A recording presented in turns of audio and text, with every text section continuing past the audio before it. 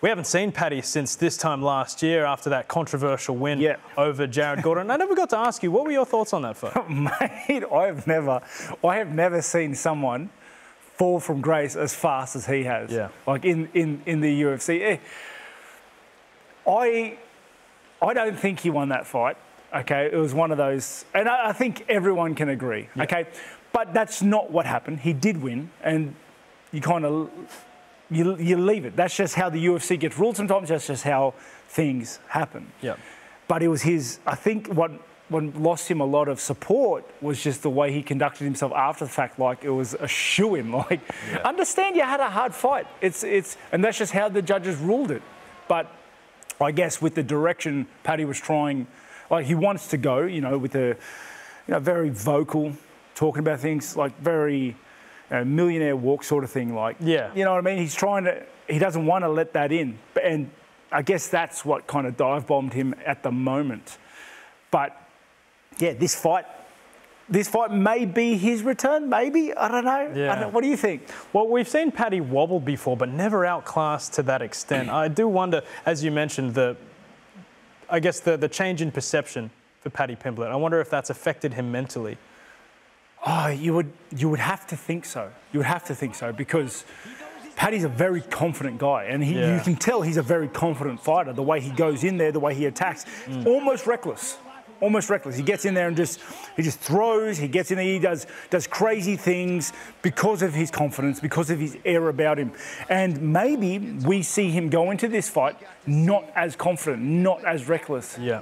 And it changes him. It's very hard to say because the smallest things can make the biggest difference in the game. But we'll have to wait and see. It's been a long time since his last fight, so we'll wait and see. And it might sound funny to say, but I can't tell if this Tony Ferguson matchup is a good or bad matchup for Paddy Pimblett. I can't tell. It could really go either way here. Yeah, it is. Since this fight got announced, I have been excited. Yeah. Excited. Well, sort of excited because obviously, as a Ferguson fan, he's a legend of the game, but he's been declining. He's been having a rough go lately. Yeah. He really has. He hasn't looked himself. He hasn't been fighting great, okay? And that's just fact. This fight, after his last fight, I thought that was it. I thought, because he got pretty controlled, handedly, and I thought, okay, what is it, 5, 6 in a row? I think we've seen Ferguson's best days are up. But then he took the fight with Paddy, and then we saw the videos of him training with David Goggins. Yeah. We've seen those videos out there, dude. And every video he's like doing some crazy he was doing some crazy. I saw that, yeah. Like the hardest training you can do. And he's like vomiting in the corner. Every video, he's like striding along, just vomiting and just getting through it. Because David Goggins is a machine. Yeah. And I don't think normal people should train like that. But I don't know. Ferguson's been doing it. He got through that prep, that legwork. So maybe we see a Ferguson that is just unhinged in this next fight. And then you were saying before that Paddy and Ferguson, like, who does this fight make sense for? Like, I think because of the way with Paddy at the moment and how his fans are at the moment and his popularity at the moment, people might be going with Ferguson because he's the super underdog at the moment. You know, legend, been in the game for a long time, got through that Goggins workout. So the David Goggins Hell Week, as an athlete, can I ask you, is that advisable? Do you think that's a good thing that he was training to the extent of throwing up? Mate, it's Ferguson. I've seen him being, you know what I mean? He's done some crazy stuff before, to be fair. He does crazy out there things in training. I will never do that. You're not calling David anytime soon? No, dude, like, stay away from me. That looks terrible. But I don't know. Ferguson's done different things for fights before. So, who knows if this has unhinged him even more, though. Because, like, training fatigue is a thing. And it was successful for him for so many years doing all those unorthodox things in training. So we will see indeed. Well, Paddy Pimblett has been gracious enough to join the program. So here's our second Fighter FaceTime brought to you by Neds. Well, Paddy, thanks so much for your time on Fox Sports Australia. We really appreciate it. Now, we haven't seen you in so long. Paddy, I've got to ask you, first of all, how was recovery from that awful ankle injury that you sustained last year? Well, it's gone well now, like, you know what I mean? But when it first happened, it was rough, you know what I mean? Sitting in a boot in the house for like 2 months, couldn't really do much. And then my foot got infected and everything, lad. So it was a long road to recovery, but we're back now. My ankle's stronger than ever, and I cannot wait to put on a show for everyone. We saw our very own Alexander Volkanovski recently, after that loss to Islam Makhachev, speak about how the inactivity really plays on his mind and really affects his mental health. Do you, I guess, find a similar scenario when you're out of action for that long? Yeah, I feel exactly the same. I know exactly what he means. You know what I mean? When I can't even get in the gym and train, it affects you mentally, because it's what we do. You know what I mean? We're professional athletes. We want to train, never mind fight. Like, when we can't train, it messes with your brain. Paddy, what do you do to fill your time when that sort of stuff does take place? Spend time with the family and stuff. That's all you can do. You know what I mean? There's not much else you can do, lad.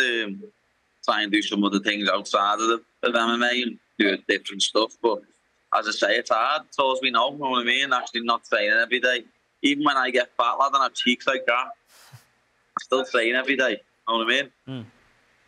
Now, Paddy, we haven't seen you since that close fight against Jared Gordon a year ago. A year on, Paddy, how do you reflect on your most recent victory? It was a very close fight, you know what I mean? Could have went either way, but I got the nod. And I actually watched the fight back again yesterday, and it still baffles me how people try and call that a robbery. It's crazy. It's just an agenda against me. Well, speaking of all the people who do criticise you now, what sort of message do you want to send to the people who are doubting you heading into this fight against Tony Ferguson? Keep doubting me. That's all I'll say. Keep doubting me, and we'll see. I mean, that is interesting, because, like, you had all of the MMA world at your feet. Everybody wanted a piece of Paddy Pimblett. Do you relish in this, the fact that people doubt you? Do you relish being the heel or the underdog, so to speak? Oh, yeah, I relish trying to prove people wrong. That's all I've done my whole life, you know what I mean? Since I first started fighting when I was 16 years of age, all I've been doing is proving people wrong. So it's great to get to do it once again.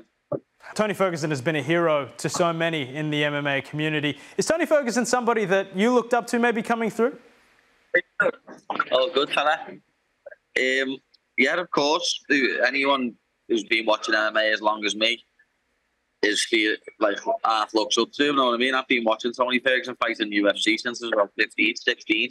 So it's one of them two sayings when, like, heroes become rivals. You know what I mean? It's going to be an honour for me to share the cage with him.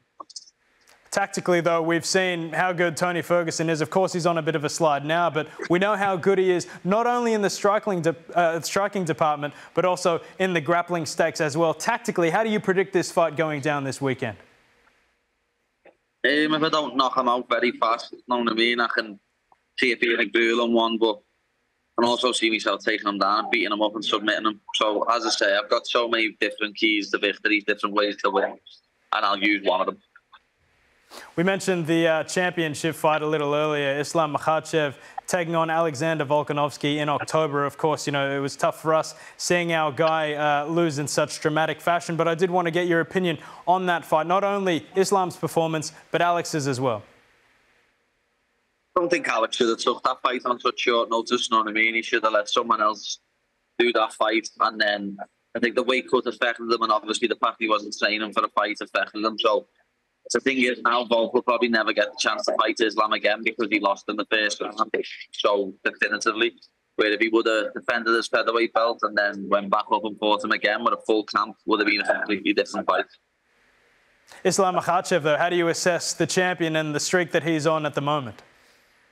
Oh, yeah, he's on a brilliant streak, you know what I mean? He's pound for pound number one at the minute, I think. Him or John Jones, so you've got to take your hat off to him.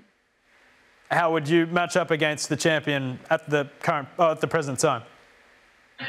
I'm not going to say nothing like that because everyone will just jump on me, lad, and start talking shite. So I'm not even going to mention anything like that. Well, we can't wait to see what takes place. Paddy Pimblett, thank you so much for your time on Fox Sports. We always appreciate your time. Go well this weekend against Tony Ferguson. It's great to see you back. You know that, fella. Thank you for having me. My pleasure.